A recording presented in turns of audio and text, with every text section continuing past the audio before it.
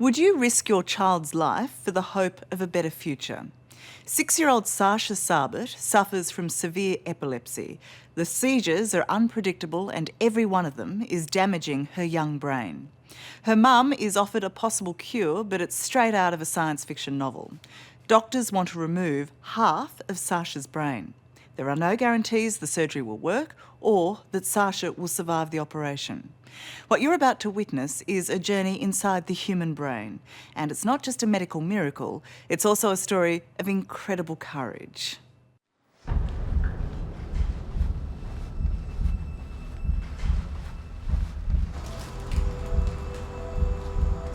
This is the most delicate of medical procedures. The surgeons here are removing one side of this little girl's brain to treat her severe epilepsy. Okay, we're going to come all. It's a rare, last resort operation on an organ we still know so little about. It's almost impossible to fathom how difficult a decision this is, to remove half your precious child's brain. Almost as difficult as it is to believe that anyone could function after such a radical operation. But this procedure is all about providing a life as close to normal as possible. It's just insane that this is her life, you know, that she has been through so much. I see you! Look at all the boats up there! There's no way that I could have gone through what she's gone through and be as cheerful and joyful and, you know, active as she is. I am way in the sky! You're all the way in the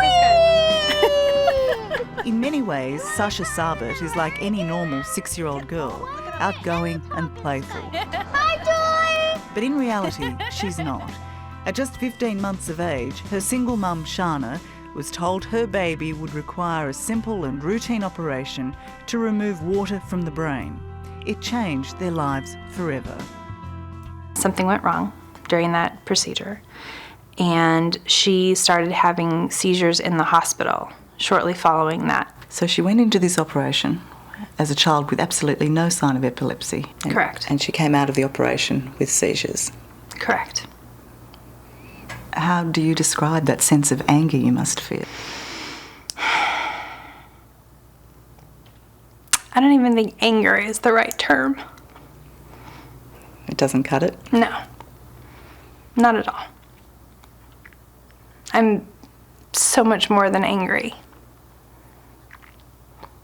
I mean, they completely desecrated the life of my child.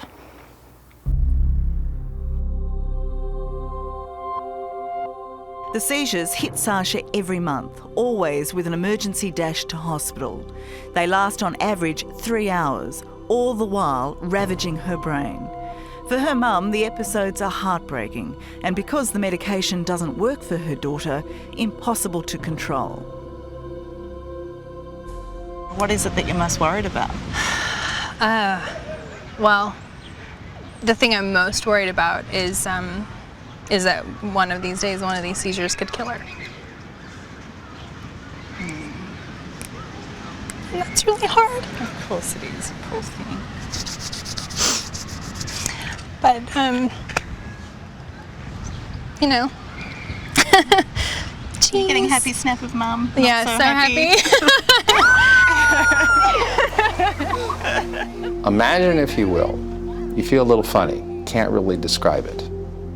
Next thing you know, you're kind of coming out of a fog. Visually, the room's kind of spinning around and you don't know what's going on, and then it starts to get some clarity. That's a seizure. Your brain just got hijacked. So the operation we'll do tomorrow is we'll take out a central wedge of tissue. So I'm going to come Dr. Gary Mathan is a paediatric neurosurgeon at the UCLA Medical Center in Los Angeles. His scans show the damage the epilepsy has already done to Sasha's brain. The areas of red is where the brain's working normally, and the area of blue or dark color is where the brain is not working normally. Most of the right hemisphere is not.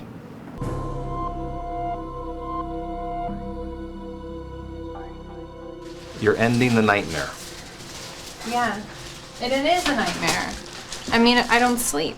I have her on a video monitor. I don't sleep. Dr. Mathan believes Sasha's only chance at life, a normal life, is a hemispherectomy, a procedure that he's performed on nearly 200 children. He removes the part of the brain that causes the seizures. In Sasha's case, she will lose her entire right hemisphere. It's hard. It sounds like science fiction to me. Correct. And this is the reality. It's theoretical until you're sitting in this chair and you're talking to the guy that's going to do it. And it's no longer a theory, it's a reality with a surgical date. Did you get wet? Sasha goes into surgery tomorrow. What makes Shana's decision even more complicated is that while this operation is Sasha's only chance to stop the epilepsy, there is no guarantee it will work. Dr. Mathan won't even know if he's removing the correct side of the brain until after Sasha comes out of surgery. You've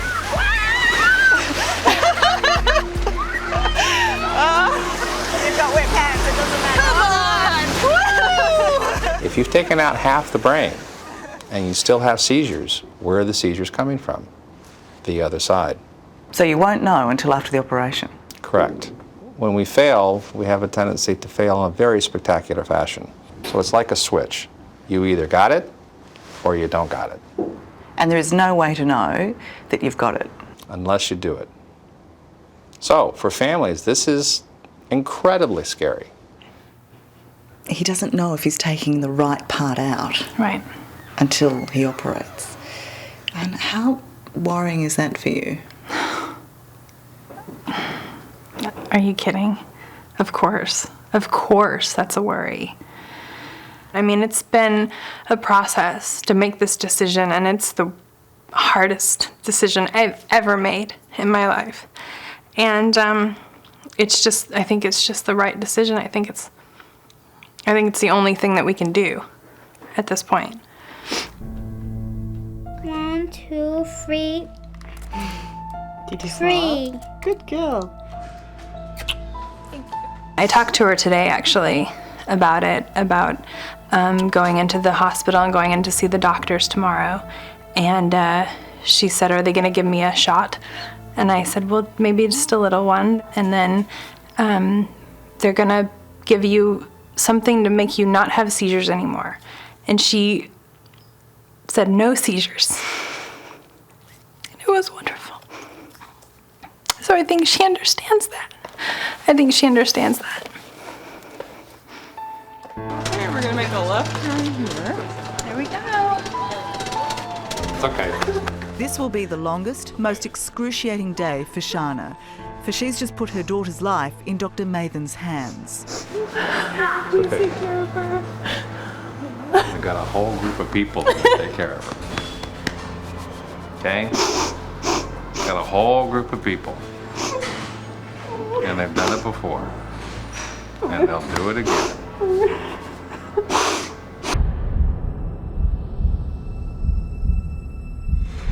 In theatre, the focus is all on Sasha. The first step in this 8-hour operation is to expose her brain. That looks bad. They only get one chance to get it right, so before they remove anything, they need to confirm with electrodes that the affected area is as bad as they thought. But that looks ugly. Wow. It is, and so with incredible precision, they start to remove Sasha's right hemisphere. Downstairs, an anxious Shana gets the update. Is everything okay? She's doing great. No problems, no complications at all. Everything's going really well. It's incredible, but by taking away half her brain, doctors are giving Sasha so much more. In young children, the remaining brain takes over the function of the missing half. The right side is linked to creativity, reasoning and emotion. And so for Sasha, the left side will step in and compensate. And what about personality? Are there any changes if you I don't know where personality is. I've taken out right hemispheres, I've taken out left hemispheres, and the children come back with the same personality afterwards as they were before surgery. I don't know where behavior is. And if they were nasty little buggers before, they'll be nasty little buggers afterwards. You've described being able to drive as one of your greatest personal successes. Why is that? I think for me, once getting out of surgery, when the doctors told me that I couldn't do it, it just gave me even more motivation to try. So you're happy when you're behind the wheel? Oh, I'm ecstatic when I'm behind the wheel. 23-year-old Christina Sandhouse is a dynamo. Alongside her proud driving career, she's a 10-pin bowling ace. Could be. Nice strike. Recently graduated with honours, got her master's degree and has just landed her first job as a speech pathologist. Not bad for a girl with only half a brain. Oh. Do you think of yourself as someone with half a brain? I try not to. But every once in a while, and this is going to sound funny, but if I move my head too fast, I kind of feel a swishing because you figure the right hemisphere isn't there, but that space is filled with spinal fluid, so it's water. So if I shake my head, then I'll start feeling the waves of the ocean. So then I get a little reality check. Oh yeah, the whole thing's not up there. Christina was 7 years old when her seizures started as a slight twitch in her ankle. Within months, she was having 100 seizures a day, and her parents, Al and Lynn, were told she faced certain death.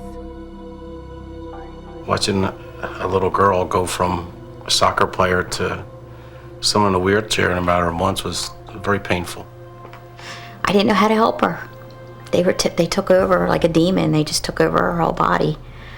You know, it started with a little shake, and before you know it, she was on the floor, shaking uncontrollably. Incredibly, it was Christina who told doctors she wanted to have the right half of her brain removed. And 16 years after the surgery, like all kids who go through the procedure, she has limited use of the opposite side of her body, her left arm and leg. Her peripheral vision is also affected, and for a while she found it hard to focus. But she believes she's gained so much more than she's lost. I'm so happy. Life is good. So I guess the message is you can have only half a brain and not only function, but you can thrive. Absolutely. Who would have thought? I guess that's the magic of life. You just don't know.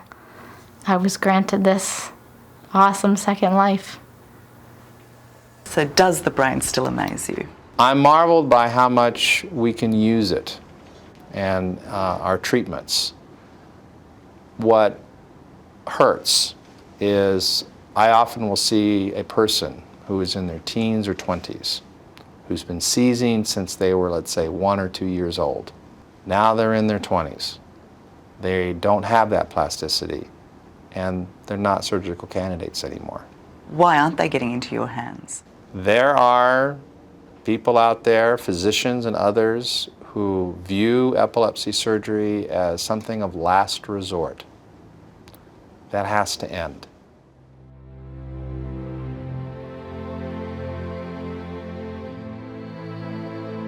Back in theatre, and after 8 hours, Sasha's marathon surgery is coming to an end.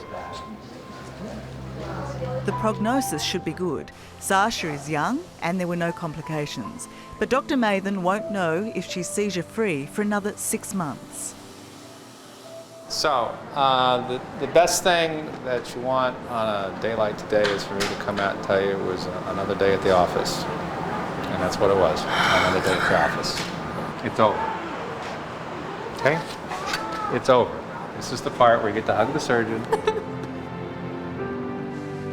Great. Just moments after surgery, Mum and little Sasha are reunited.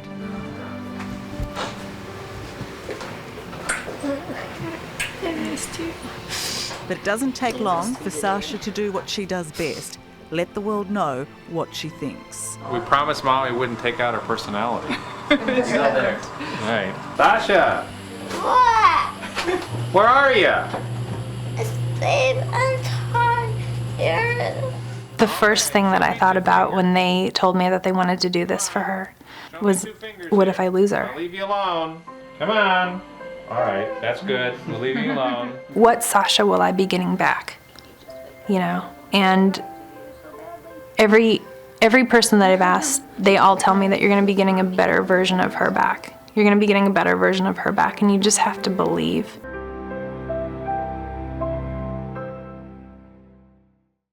Hello, I'm Nick McKenzie. Thanks for watching 60 Minutes Australia. Subscribe to our channel now for brand new stories and exclusive clips every week. Don't miss out on our extra minute segments and full episodes of 60 Minutes on 9now.com.au and the 9Now app.